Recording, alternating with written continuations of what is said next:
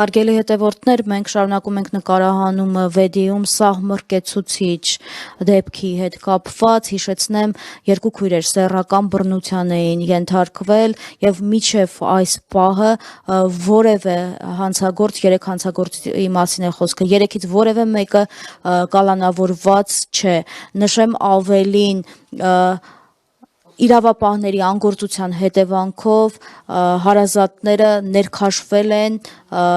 իրավական պատմությունների մեջ, խոսքը վերաբերում է նաև երեխաների հորեղբորը, ով փորձել է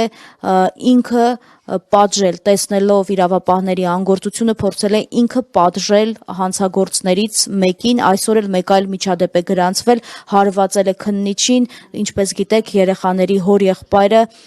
այժմ ձերբակալված է։ Նշեմ, որ հիմա մենք կխոսենք նրա տիկնոջ հետ, հասկանանք ինչ է եղել, որ տանից դուրս է եկել եւ գնացել է իրավապահների հետ հանդիպման։ Կնկարագրեք ինչ է եղել։ Թոմասը տանը չէր եւ գնացել էր աղբոր երեխաների մոտ տեսնելու եւ ընթացքում զանգահարել են Արամին, երեխաների հորը եւ փորձել են նրանց կանչել ինչ որ երևի քննության, հարցաքննության, հա,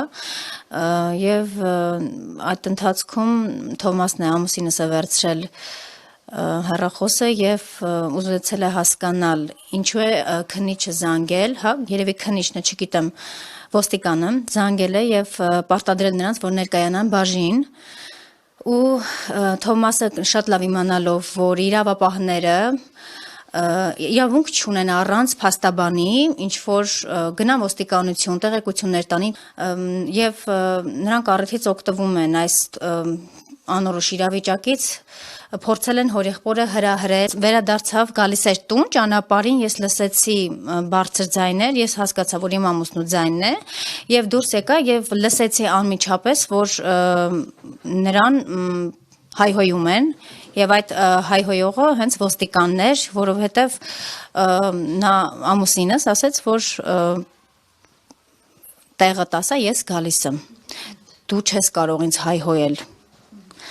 Փաստը մնում է փաստ, որ հայհոյել է ոստիկանը, որը իրավունքը չուներ եւ իրավունք չունի ոստիկան կոչվելու, որը չունի նա տարական կուլտուրա եւ նորմերը չգիտի մարդկային շփման ձևի մեջ։ Ես կարծում եմ, որ առաջինը ոստիկանը պետքա ձերբակալվի։ Այսինքն ստացվում է հանցագործները ազատության մեջ են, բայց հորեղբայրը, որը հիմա փաստորեն իր էմոցիոնալ վիճակը հասկանալի է, բռնության զոհ են դարձել եղբոր երկու դուստրերը, հիմա ներքաշում են ինչ-որ վենդետայի մեջ, որպեսզի գործը այլ ընթացք ստանա։ Դե նրանք փորձում են ամեն կերպ ուղղությունը շրջել դեպի մեր կողմ, որպեսզի մենք սխալ դուրս գանք։